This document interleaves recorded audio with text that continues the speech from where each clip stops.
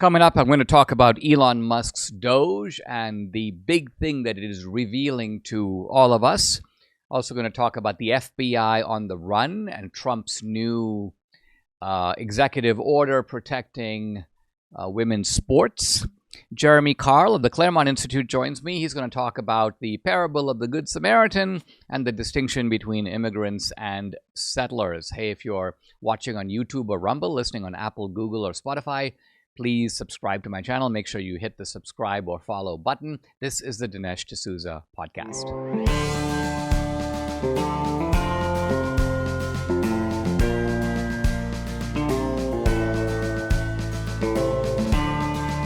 America needs this voice.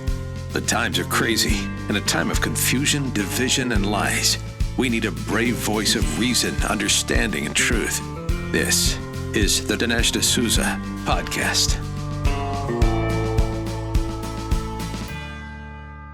I begin with a quote from Jen Psaki. What is happening right now, she says on MSNBC, is a hostile takeover of the U.S. government. What an interesting statement because of what it implies or suggests. Who is doing this hostile takeover? Apparently Trump, in conjunction with his cabinet, in conjunction with Elon Musk. So in other words, the democratically elected leader of the country is accused of doing a, quote, hostile takeover. Why should it be hostile? Evidently because there are entrenched interests who don't care that there has been an election. They see themselves as part of the permanent bureaucracy. They don't understand why they should be disrupted in any way, let alone displaced. And so for them, from their point of view, this is what Jen Psaki is echoing, it's hostile. And they see themselves as the natural ordained elite that runs the country no matter who is in power. They're obviously joined at the hip to the Democrats, and they view Republicans as a kind of alien or hostile force. So that's the meaning of what Jen Psaki, without really quite intending to, that's what she's giving away. Now, one of the genius ideas of the Trump administration, and part of, I want to highlight this, is the novelty of Trump's way of thinking. They're not necessarily all Trump's ideas any more than what Reagan put out was entirely Reagan's ideas. Reaganism came to embody a philosophy. There were lots of smart people pumping ideas in. And part of the ingenuity of Reagan was to see, I want this, I want this, I want this, I want that. I think the same thing is going on with Trump. Just a kind of fertile creativity surrounds him, and he is picking and choosing the ideas he wants to run with. One of them, by the way, is this really amazing idea of a buyout. Kind of amazed that no one thought of this really before, at least thought of it with enough seriousness to consider implementing it, telling basically every government worker, and by the way, this extends not just to Department of Housing or HHS, it even extends to the CIA. There's a buyout for the whole CIA. And one thing you can be sure of, because the CIA is so full of incompetence, is they didn't see it coming, right? These guys are supposed to be, we're the intelligence people. We really anticipate every possible move. We play war games. We know what they might try to do to the country or to us. Whoops, buyout. Now, this idea of buying out government workers to me is somewhat comic, because the term government worker itself is somewhat comic because, as we all know, government people don't do any work. They don't do any real work. What do government workers do? How do we justify not calling their very name government workers some kind of an oxymoron, a contradiction in terms? Well, government workers, I guess, attend meetings. That's one thing they do. They take long lunches. They run out the door at 5 p.m. They write bureaucratic memos to each other. But if you actually install some surveillance inside a government building, you realize that most of them in the day, they're watching podcasts, they're on Reddit, they're checking their Facebook, they're probably paying their bills. They're not really working. So this is kind of funny here because these workers are being offered 8 months of pay to quit. So they're basically being offered these buyouts to, quote, stop working. But of course, they're not working in the first place. So that's the irony of it. I don't think most of these workers, apparently 40,000 have said yes, but that's not a big number, right? Because the federal government employs about 2.5 million people. And I don't know if by raising the terms, if you could get more. But see, these government workers are, as I say, being paid to do nothing and or to do close to nothing. And so it's a cushy operation, right? In fact, they get really indignant if someone talks about them quitting because they feel like they have tenure, sort of like a professor. And a lot of them make $80, $90, $100,000, $120. There are government workers who are better paid than the president of the United States. Unbelievably. By the way, Fauci was one of them, but he's not the only one. They get great health care. They get benefits. It's like a job for life. They sound important. Some of them have access to private cars. So there's really nothing like this that doesn't exist in the private sector. What's really been exposed by Elon Musk and Doge recently is the way in which this whole government operation is a mafia. It is ultimately all about the money. Remember, the mafia is all about the money, right? It's a criminal enterprise, but it's not for the joy of going around and beating people up. Ultimately, it's about the cash. And that's why one of the best remembered lines from The Godfather is, it's strictly business. It's strictly business. Same for these guys. They're like a mafia, and it is strictly business. What we're beginning to see when you dive into what Elon Musk and Doge are exposing is the complexity of this operation. Because what you have is USAID doesn't give money straight to politicians. It doesn't slip money into your pocket. What does it do? It doesn't even give money directly to left-wing groups. You won't find like a straight payment to some left-wing organization, some transgender organization in America or in Afghanistan for that matter. No, they'll give the money to some other group, like the Consortium for Elections and Political Process Strengthening. It's, CEPPS. And then CEPPS will give it to another NGO, which has another long, complicated name. And all these NGOs have very vague names: strengthening democracy and promoting understanding and mutual aid. And so the money, it moves from here to there. It's kind of like the money moving into the Biden's personal accounts. Same thing. It wouldn't go straight from some Moscow oligarch. It'd go from a Moscow oligarch, it goes to some entity, to an LLC set up by Hunter Biden in which he has partners. And only at the very end of this line does Joe Biden get his cut, 10% for the big guy. Now, the left is shrieking and saying USAID is less than 1% of the budget. Interesting.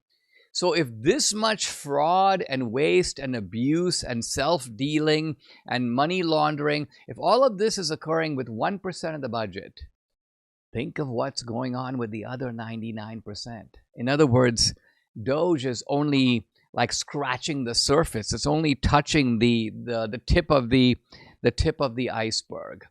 And then on we go with all these hysterical warnings. One of them that I don't know who sends out the memos, but suddenly all the Democratic politicians are saying the same thing. One of the things that they're saying now is that Elon Musk may get access to your Social Security number. When I heard this, I thought to myself, this sounds bad, but really? Doesn't the government already have my Social Security number? And what's Elon Musk really going to do with it? Let's consider some possibilities. He could pass himself off as me.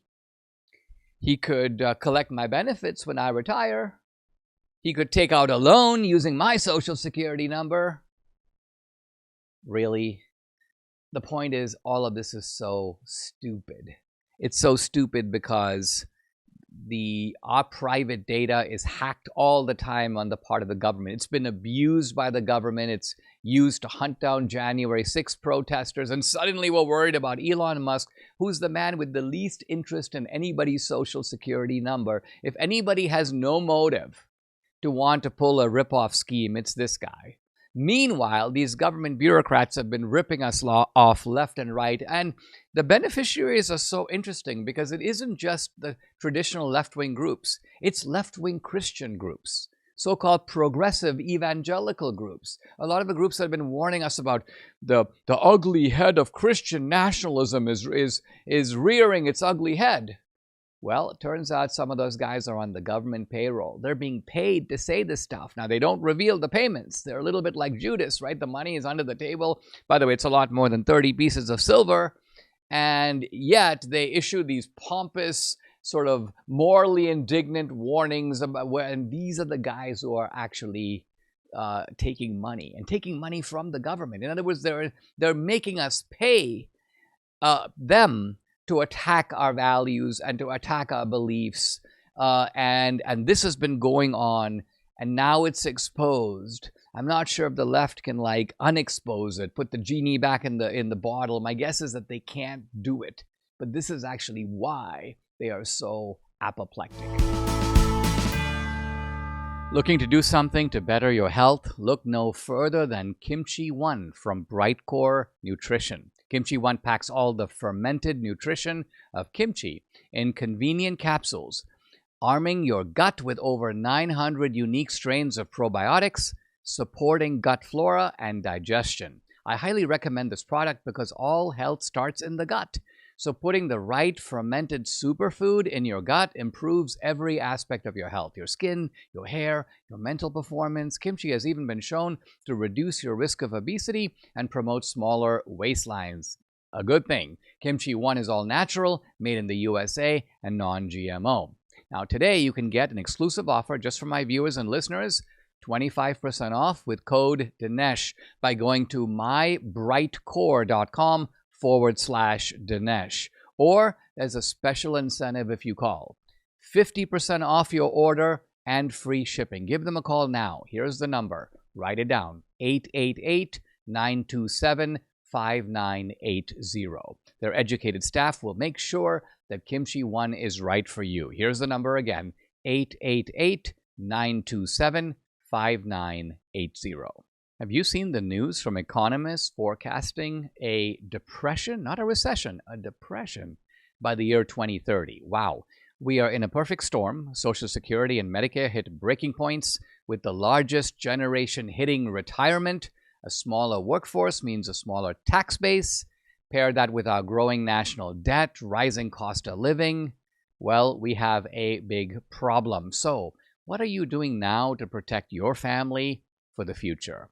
Gold can be a safe haven in hard economic times. Birch Gold makes it easy to diversify a portion of your savings into physical gold. Birch Gold will help you transition an existing IRA or 401k into an IRA in gold. It won't cost you a penny out of pocket. Protect your future today. Text Dinesh to 989898. You get a free information kit on gold and a copy of The Ultimate Guide for Gold in the Trump Era with a foreword by Donald Trump Jr. By the way, with this there's no obligation, just information. Debbie and I buy our gold from Birch Gold, and you should too. Text my name, Dinesh, to the number 989898 today. The FBI is, well, on the run, and it is a fun thing to watch. I mean, think of the irony. Here is Charlie Savage in the New York Times. FBI agents ask court to bar Trump team from disclosing their names. Wow. The FBI agents, and by the way, guess how many there were? How many agents would you predict were involved in the January 6th operation? 100? 200? Maybe 500 at the out? No, 5,000. 5,000 FBI agents. So think of all the other work that went unattended, neglected, ignored. Well, we're not going to worry about terrorism, child trafficking. Not important. Not important. January 6th, very important.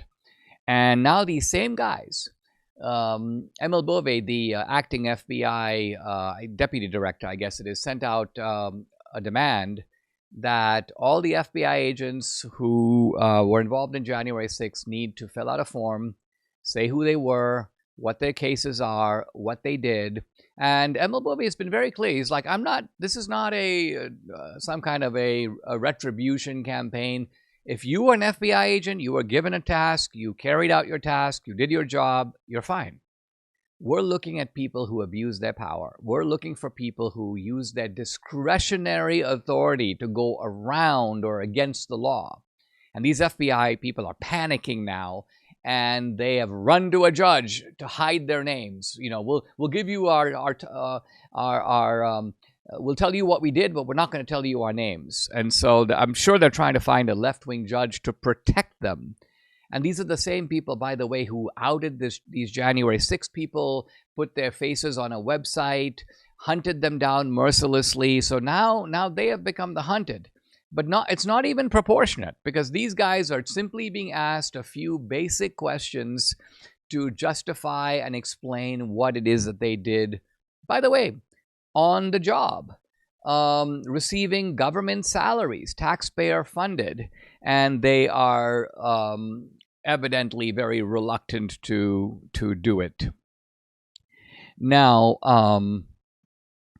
I would like to see these guys be fully held accountable to the law. I'm sure that you would find a lot of bad apples here. Maybe not all the 5,000, maybe 3,000. By the way, it's not just the people at the top. This is not a simple case of 4 guys gave all the instructions. No, there was a culture of abuse. Kind of like you sometimes see with a police force. There's a culture of abuse that percolates all the way down. So it's thugs with badges all the way. In fact, the good apples become the rarity, the guys who are doing their jobs. And let's think about it. Even the good apples aren't all that good, because none of them spoke up and said, hey, what's going on here is an abuse of power. They looked the other way. They pretended it wasn't going on. They might have said, I don't want to be a part of it, but collectively they were a part of it. So these people need to be held to account. And quite honestly, I'm in favor of something resembling Nuremberg trials for these guys, these thugs with badges. The Nuremberg trials, as you know, were for a lot of the, quote, good Nazis after World War II. And let's remember, by the way, the defense of the Nuremberg defendants is the same as the defense of these FBI guys. Quote, I was just following orders. It was seen as a rationalization and as a bogus defense on the part of the so-called good Nazis. And it's a bogus defense for the FBI because, again, you're not supposed to just follow orders that contravene the law. If you know that this goes against what the FBI stands for and against the oath that you took to the Constitution, then you should object. You should complain. You should become a whistleblower if you have to. You should tell the media if you need to. You should certainly raise a stink about it, and many of these people didn't. The other thing I want to mention is this terrific executive order just signed by Trump outlawing transgenderism basically in our public institutions, notably women's sports, but this will extend to things like locker rooms and so on. This is going to be held to be a violation of Title IX, and institutions that do it, academic institutions. We're talking about institutions, by the way, that take federal money. If you don't take federal money, then you're not covered by these executive orders. You're not accountable in that sense to the federal government. But we live at a time, and our institutions, many of them, most of them, do take federal money. And so they are going to have to comply. And you know, it's worth noting here that a lot of the people on our side who have raised these issues, who have fought for them, who have brought them to the forefront, deserve credit. And I can just think of a couple of names here. The 2 athletes who are most prominent are Riley Gaines and Paula Scanlon. I'm looking at a post by Clay Travis here, who says, without them speaking out on men and women's sports, this would not have happened, and I think that's true. Somebody else, by the way, who I think has had a big impact on this debate is the author J.K. Rowling, who has been, I shouldn't say merciless, because merciless sounds like a bad word, but I mean it in a good way, who has been unrelenting, who has been firm, even though many of her own fans have shrieked and said, I wish I never read those Harry Potter novels. You were the heroine of my childhood, and now you've come out against the trans people, and so on. And J.K. Rowling is not backing down at all. She's not giving in to the craziness, and this is really what needs to be highlighted. This whole thing is downright crazy. if your kid, male or female, came to you and said, I identify as a pirate. I mean, are you going to amputate your kid's leg and like put out his eye and put an eye patch on there so, he looks the part, or so he can, feel authentically himself? No, you wouldn't do that, because doing that is insane. And so why would you consider this type of insane response when your boy identifies as a girl? What is the real difference here? It's in their heads. Kids are highly, by the way, imaginative and imaginary. They live in imaginary worlds a lot of the time. And therefore, they identify with all kinds of not only people, but things and non-existent creatures like unicorns and dragons. And all of this is part of growing up. And you grow out of it at some point, unless you're a leftist, in which case you don't. They say numbers do not lie. The impact that balance of nature makes every single day is pretty astounding. You can see the numbers for yourself on their website at balanceofnature.com. Check it out. Listen to a few stats concerning Balance of Nature's worldwide success. More than 1,000 success stories reported each month. Hundreds of thousands of customers worldwide. Millions of orders delivered each year, and billions, yet billions of these. Fruits and veggies in a capsule. These are fruit and veggie supplements consumed by people who have decided to start living better. Well, there's only one number missing, and that is you. Do what I did. Add yourself to these numbers. Start taking Balance of Nature's whole food supplements like so many others around the world. And here's another number that might get your attention. 35%. Use my discount code AMERICA. You get 35% off plus free shipping and a money-back guarantee. Call 800-246-8751. Again, it's 800-246-8751. Or go to balanceofnature.com. When you use discount code AMERICA, you get 35% off plus free shipping. For years, customers have been asking if MyPillow sells cross necklaces like the one Mike Lindell proudly wears every day. Well, MyPillow is excited to announce that Mike has partnered with a jeweler right here in the USA to create beautiful sterling silver My Crosses. You can save 30% today using promo code Dinesh at mypillow.com, or you can call 800-876-0227. Now, you can choose from the women's or the men's style.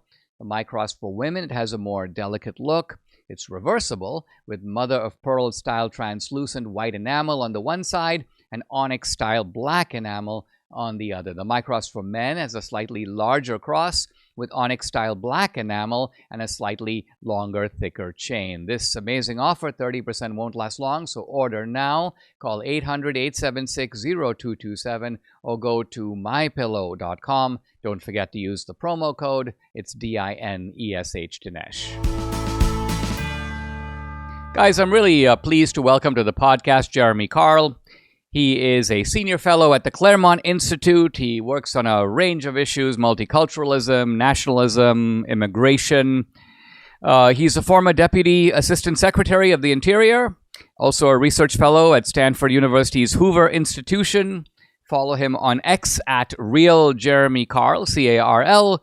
The website is claremont.org. Jeremy, welcome. Thank you for joining me. You are the author of a recent article in the American Mind. It's called A Nation of Settlers. And I want to begin by having you talk about the article, but let me frame it kind of this way. We keep hearing in this country slogans that have a grain of truth to them, but they're not really true. I mean, one common one that I hear a lot is things like, well, the slaves built America. Well, to a degree, that's true. The slaves built the plantation economy of the South, but of course that was wrecked and leveled to the ground at the end of the Civil War, so it is only in a highly partial way that you could make this kind of a statement. But another one, and this is the one you really take on in this article, we are a nation of immigrants. It's immigrants who built America. So take that one away and react to it by drawing on your article. What's wrong with the statement, that we are a, quote, nation of immigrants? Sure. Thanks, Dinesh. And it's a pleasure to be on. I think the real problem with it is that if you actually understand the history of it, that particular phrase, first of all, has its origins in a Democratic political campaign for the 1960 presidency that John F. Kennedy had. And I talk a little bit about that in my article. But I think sort of more fundamentally why it's wrong is because simply not only is that phraseology relatively new, the conception of America as a nation of immigrants is both new and not accurate, because I argue sort of before we were kind of a nation of settlers or pioneers, whatever you want to call it. I mean, certainly from the first time in the early 17th century that you had Europeans arriving on America's shores, they weren't here to join an existing society. And this is really the key point. They were settling and creating a new society. Now, of course, there was a society here already, or a variety of societies, but those were separate and distinct from what we were being built up. And I kind of walk through this in great detail in the article, but it's really only until almost 300 years of European settlement have happened in 1890, and the US Census Bureau declares the frontier closed, that we become anything like a nation of immigrants. These are all, I think, very fundamental ideas. I want to slow them down so we can look at them a little more closely. I think the first thing you're saying is this. There's an existing society or societies, which is to say these Native American tribes. Now, the clear definition of an immigrant is someone who emigrates to a society and at least is expected to assimilate or become part of that society. And I think perhaps the most striking line of your article to me is you go, hey, the Puritans didn't come here to assimilate to Native American society, did they? No. Right. They came here to make in the famous phrase, a city on a hill, to create their own original society, if you will.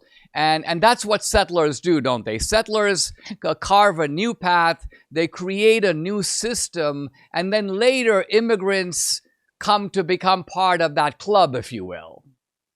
That's absolutely right. And I think what we see exactly that settlement pattern that I've been talking about. And then sort of starting in the mid-19th century and even into the early 20th century, we aren't what I call a nation of immigrants, we're a nation with immigrants. So we do have, at that point, a settled society that people are joining. Now, there's still some expansion still going on. I mean, where I live in Montana, you still got some pretty empty places, but you do, of course, have people immigrating to that society and immigrants making contributions, but you still have settlement, new settlement occurring on the American frontier up until the very end of the 19th century. Yeah, and isn't it true also, this is something I don't think you dwell on in the article, although you might allude to it, is the fact that at one point, there was so much open space in America. This is before the kind of closing of the frontier, where by and large, there was no distinction between the legal and the illegal, because America had space. It wanted to attract people. By and large, if you could find your way here, you were fine. But that's no longer the case. Now we have a system of rules. We have a distinction between a legal immigrant process of legal immigration. I suppose in some way, I'm not even sure when people use phrases like undocumented immigrant, it's not just the undocumented that is the wrong word. The whole phrase is wrong, right? Because someone who's illegal is not an immigrant. No, absolutely. I mean, that's why the actual phrase is illegal alien. And this is not, I mean, it's just sort of like when retarded has now become a bad word, but originally it was a euphemism, right? Illegal alien has just been the legal term of art. And as that sort of because it is describing a bad thing, as it acquired a bad connotation over time, now we say things, or I don't say them, but the left says them, like undocumented immigrant and all these things. But you're absolutely right in that it's really a misnomer on both parts, not just the undocumented part. Yeah, I mean, undocumented immigrant is a very retarded term to bring it all together into a. Well, let's talk about you said something earlier that I think is very interesting, which is that the whole nation of immigrants, mumbo jumbo, if you will, started with John F. Kennedy. Explain that more. What were the Kennedy people trying to accomplish? How were they deploying that rhetoric? Because it's helpful for us to understand to what use it is being paid now. Right. So it has a particular history growing out of Jewish and Catholic immigrants. And again, I'm oversimplifying, or descendants of immigrants, but at a basic level, this is what was going on in the mid 20th century. And President Kennedy in particular felt this very acutely because he was from the upper crust, what was called the lace curtain Irish. His father was very, very wealthy, established. He'd served as the ambassador to the UK on his mother's side, also very distinguished. But they were never going to be Boston Brahmins. They were never going to be in that top white Anglo-Saxon Protestant elite that ruled New England. He felt that as a slight very acutely. And so in his mind, he was very sensitive to this. And as he was looking also to become president, he looked and said, well, where are my swing votes that are going to win this election for me? And he looked at a lot of Catholic ethnics, particularly in the Midwest, and he said, I can really reach out to them through this. And at the same time, you had a lot of Jewish immigrants and their descendants who are also looking. And I kind of say, this is not all nefarious. They're trying to be part of America's story, which is better than the alternative that we often get somewhere now. But you had a lot of Jewish members of Kennedy's staff who were very influential in both putting together his book, A Nation of Immigrants, which he put on the campaign trail, and also just sort of generally pushing this as an issue. And so you sort of had that combination along with a few key upper crust white Anglo-Saxon Protestants who pushed on this issue at a key time. And that's kind of where we get the rhetoric from. Jeremy, let's talk about something that goes a little beyond your article, but it's been a theme, at least in Christian precincts on social media, and that is this idea that the progressive Christians have been pushing. Now, these progressive Christians have got to be viewed with a little suspicion. It's turning out that a lot of them were on the take from the federal government via AID, USAID. But nevertheless, just looking at the merits of what they've been talking about, they've been saying, well, listen, we've got to recognize from the parable of the Good Samaritan that we have to treat the stranger, the outsider, the alien, if you will, as indistinguishable from the members of our own society, the members of our own family, perhaps even our own children, and that this is in fact the unalterable teaching of the Bible. Now, this I'm highly suspicious of, and so I wondered if I'd like to get your take and then react to it about what you think the true message of this parable is, and what are the duties that we owe the outsider vis-a-vis those that we would call, quote, our own. Sure. And I've been following a little bit of this debate myself, and J.D. Vance even talked about this from a Catholic perspective. And in fact, the notion that you sort of build out your circles of affection, starting with your family and then going out, is actually a very old Christian precept that goes back to Augustine, that goes back to Aquinas. The left, if they want to, the smarter ones will say, they just smuggled in Greek philosophy. But I mean, I'd say two things. I mean, one is, this has just been a part of how the church has understood itself from its earliest days and from some of the most important church fathers. Secondly, this is just a natural ordering of affections. That is, again, it's not saying that we, from a Good Samaritan perspective, that we should ignore the person who, by the way, of course, if they're on the side of the road, this is the other key thing without getting too theological, they're in front of you. That's like a very key thing, right? It's not somebody off in Timbuktu who I have a theoretical, should have a theoretical concern for. The good thing that the Good Samaritan does is he's reacting to that person who is right in front of them. So that's another kind of key distinction that I would make. But, I think as usual with the left, they're kind of grabbing a kind of disordered view of Christianity to attempt to use as a cudgel in most cases without even really believing in it themselves. Well, I think that's very telling, isn't it? None of them actually live that way, right? In other words, if you look at the way that they actually live, you find that they have their own kids and not some Nepalese kid living in their house. They put their salary towards feeding their own children, not somebody else's children. They give sex education to their own children, not to their neighbors' kids, and if you look at their wills, I'm sure you find their own family members in the will and, not some other guy from Bangladesh. So they're following the J.D. Vance prescription and not their own. I think that what the Samaritan story is getting at, and I'd like to hear you, see if you agree with this. There was a kind of a proverb that I learned growing up in India, which is that the tears of strangers are only water. And the premise, the idea here was, we look after ourselves, we look after our own family, we look after our own tribe.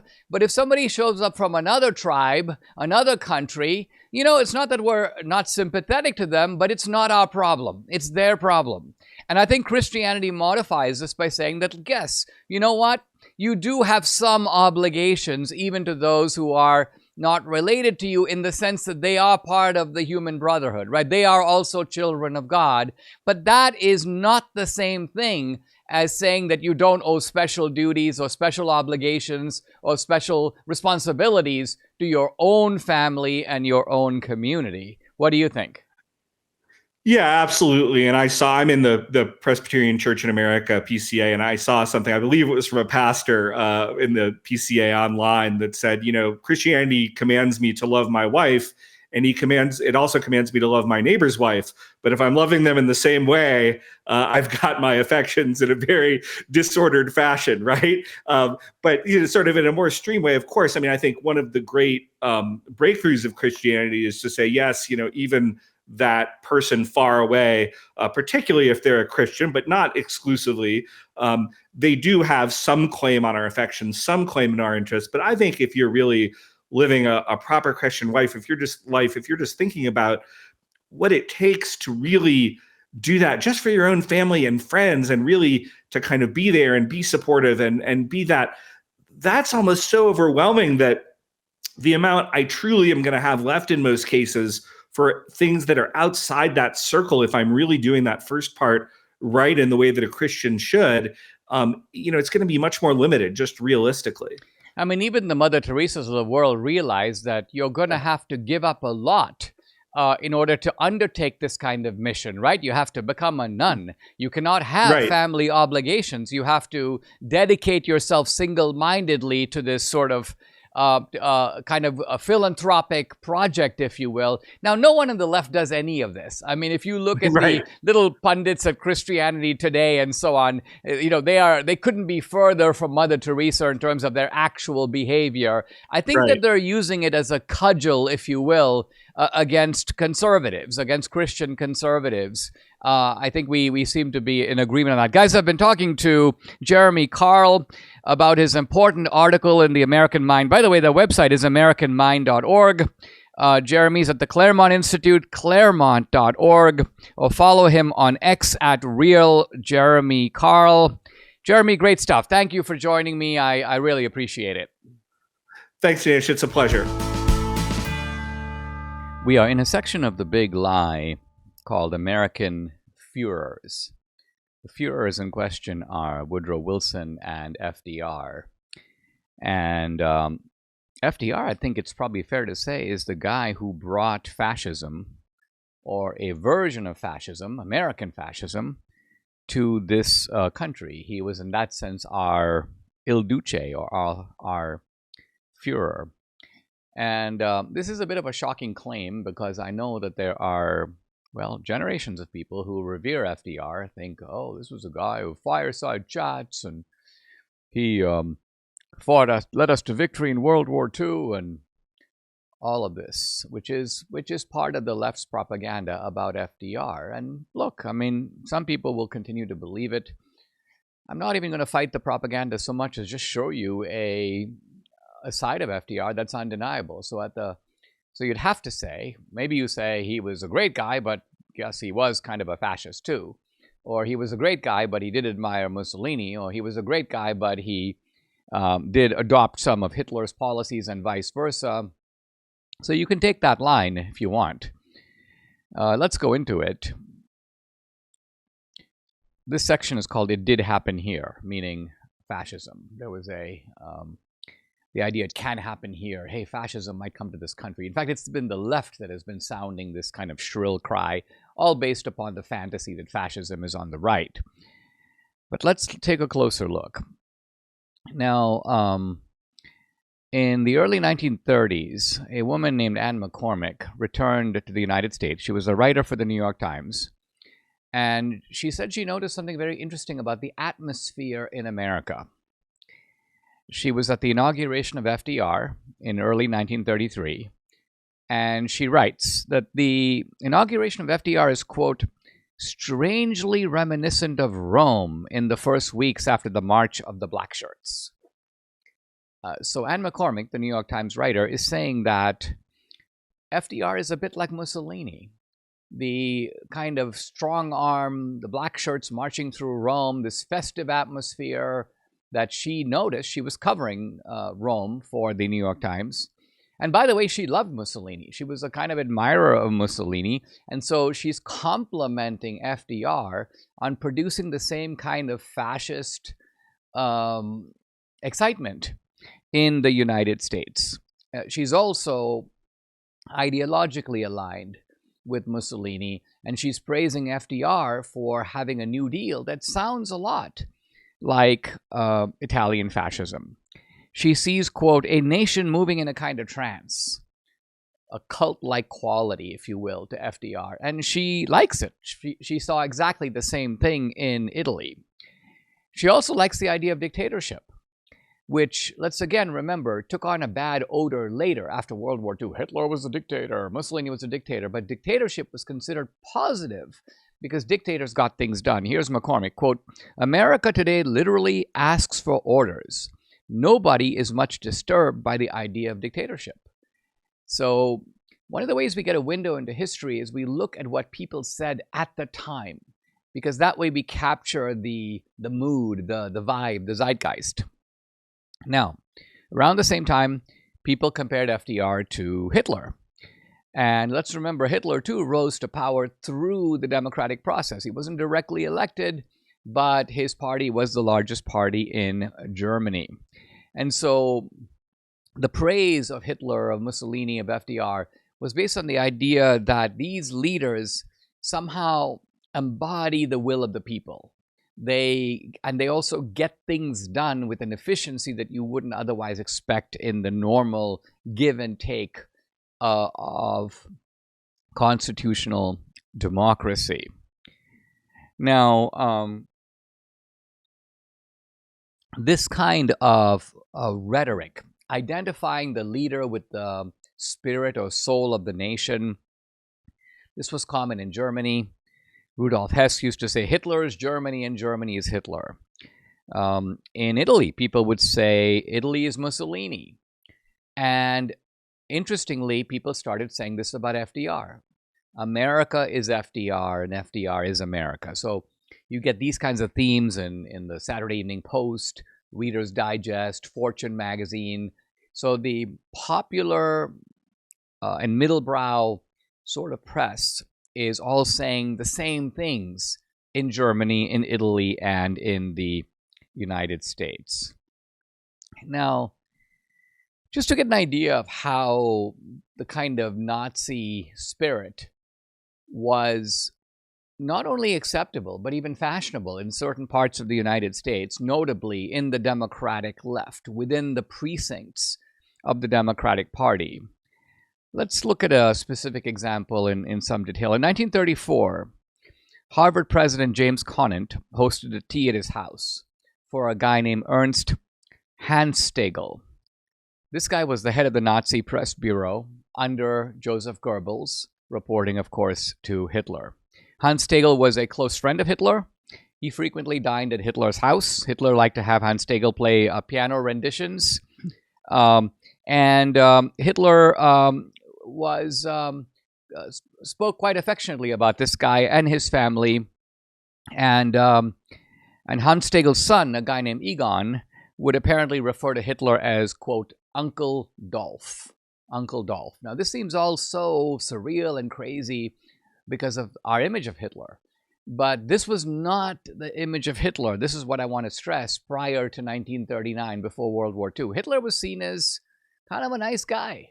We see the example here that this guy, this German guy, obviously a cultured, educated guy, and here he is at Harvard. Well, what's he doing at Harvard?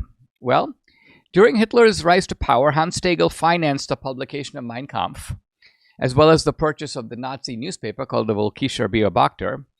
And when a Boston rabbi protested against Hamstegel being at Harvard, the Harvard Crimson laughed him off and basically said, hey, why are you objecting? This guy is a Harvard alumnus. In other words, he is a Harvard alumnus who has become a high-ranking official in the Nazi Party, and this reflects well on Harvard University. Giving him an honorary degree, says the Harvard Crimson, is, quote, appropriate to his high position in the government of a, quote, great and profound nation. Germany is a great nation. They have a great leader. This guy represents that great leader. Sure, he needs to get an honorary degree.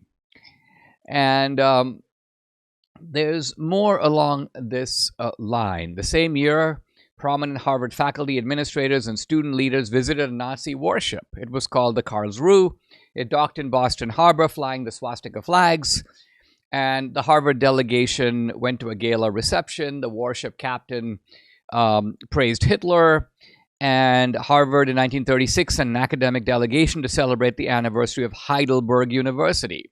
Some British universities had boycotted this because it was highly politicized over there, and it was very the whole atmosphere was very pro-Nazi. In fact, attending this Harvard ceremony that the Harvard people went to were the Nazi theorist Alfred Rosenberg, propaganda minister Goebbels, and SS chief Heinrich Himmler. Now, once again, and I have made this point a couple of times, how much of this do you already know? How much of this do even highly educated Americans know? Answer, none of it. None of it. And you have to always ask why. Because here, The Big Lie actually originally published several years ago, I don't know, 2000, maybe 17 or 18. None of these facts have been questioned. There are legions of fact checkers out there. None of them have said, oh, Dinesh, this didn't happen. The Harvard didn't give an honorary degree to this guy. Yes, they did. So all of this is just cemented into the record. It is the record that has been sanitized. It's the record that has been put into brown paper wrappers or put away on the shelf. But sometimes, even if you try to hide things, they kind of break out. Now, here's a catchy song from Cole Porter. You've probably heard it. Debbie probably knows it. Debbie has an amazing encyclopedic kind of memory for music. But the song is called You're the Top. Here are the original lyrics of that song. You're the top. You're the great Houdini. You're the top. You're Mussolini. This is from the actual Cole Porter song. Now later, when the leftist sanitization project went into effect, they realized, whoops, this is going to reveal that Cole Porter, reflecting the mood of the country and the left and the Democratic Party and FDR, thought Mussolini's really cool. He's on top. He's like a Houdini. So we got to change the song. We got to rewrite the words to hide the fact. So this is what you could call cultural revisionism. And so sure enough, You're the Top. The song is available right now. Probably get it on iTunes. You listen to it. You're not going to hear the name Mussolini. They cleaned it up. All right. They cleaned it up because they didn't want to let the cat out of the bag. And so in that sense, the Cole Porter song, I'm not saying Cole Porter had anything to do with this per se, but it becomes party to The Big Lie, right? His original lyrics, along with all the articles of Anne McCormick, the Harvard-Hitler connection, all of these are by themselves little details. But the value of these details is the larger picture that they illuminate, which is that in the precincts of the Democratic Party, in the precincts of the kind of liberal institutions, like of which I'm using Harvard as a kind of classic example, fascism is cool. And not only is it cool, it is seen to have accents that are recognizable in FDR's own New Deal. Subscribe to the Dinesh D'Souza podcast on Apple, Google, and Spotify, or watch on Rumble, YouTube, and SalemNow.com.